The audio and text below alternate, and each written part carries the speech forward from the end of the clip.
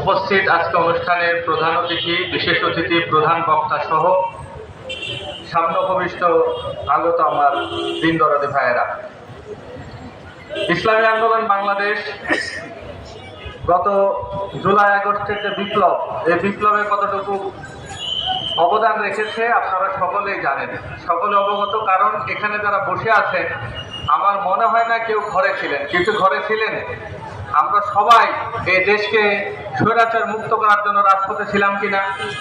তো এই দেশ শুধু একক কোনো দলের না, কেউ বলতে পারবে না এই দেশকে স্বৈরাচার শুধু একক শক্তি সরিয়েছে, না, বরঞ্চ বৈষম্য বিরোধী ছাত্র আন্দোলনের নেতৃত্বে এদেশের প্রত্যেকটা শ্রেণী, পেশা, জাতি, ধর্ম, বর্ণ নির্বিশেষে সকলেই স্বৈরাচারের উপর এতটাই ক্ষিপ্ত ছিল যে স্বৈরাচারকে এই দেশে থাকার, বসবাস করার সুযোগ পর্যন্ত দেওয়া হয় না। ঠিক কিনা ভাইয়েরা আমার?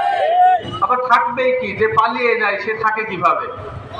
একটা দেশে থাকতে হলে তো তাকে অবস্থান করতে হয়, সে তো পালিয়ে গেছে, চোরের মতো পালিয়ে গেছে।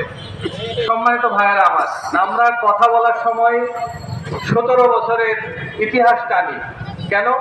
কারণ 17 বছরের এই যারা আমাদের উপরে জুলুম নির্যাতন করেছে, এদের এই নির্যাতনের পরিমাণ এতটাই বেশি ছিল,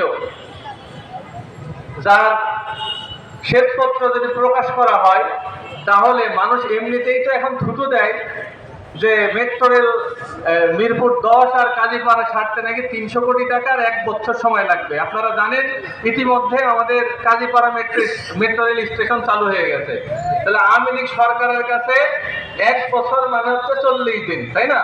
40 দিনে 1 বছর, আর 2 কোটি মানে 300 কোটি সমান। কথা বুঝতে পারছেন? তার মানে 298 কোটি টাকা আওয়ামী লীগ মারবে কয় কোটি টাকার মধ্যে? 300 কোটি টাকার মধ্যে।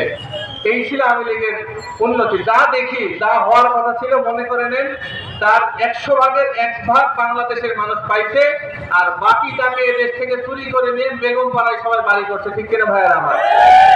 17 বছরের ইতিহাস শুধু নয়, এই বাংলাদেশের স্বাধীনতা পরবর্তী যারাই ক্ষমতায় ছিল এবং ক্ষমতায় যাওয়ার জন্য যারা নিজেরা দালালি করেছে, ক্ষমতায় যাওয়ার জন্য যারা সিঁড়ি হিসাবে ক্ষমতা ভাগাভাগি করে খেয়েছে, এই সবার বিরুদ্ধে একটা অবস্থান নেওয়ার সময় আমাদের চলে এসেছে। ঠিক কিনা?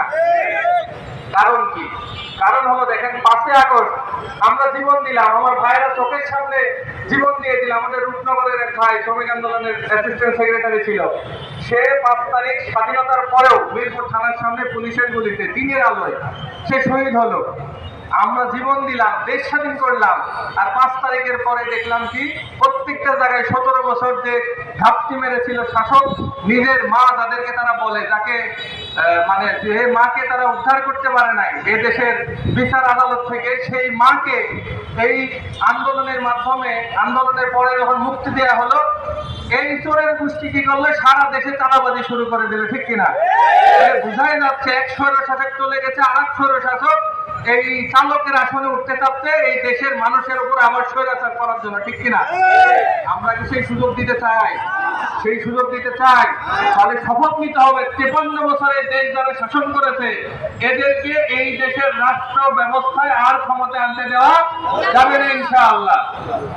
ভাইরা আমার, স্বৈরাচারের পতনের পরে আমরা দেখছি এই যে যারা যা কিছু করতেছে অন্যায় অবিচার, এই টাওয়ার অমুক গ্রুপের, ওই টাওয়ার অমুক গ্রুপের, এই মসজিদ কমিটি অমুক ইসলামী দলের, এটা অমুক ইসলামী দলের। কেন?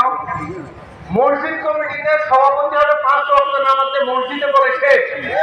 কোন রাজনৈতিক বিবেচনায় সভাপতি হওয়ার অর্থ মসজিদ কমিটিতে থাকতে দেওয়া যাবে না।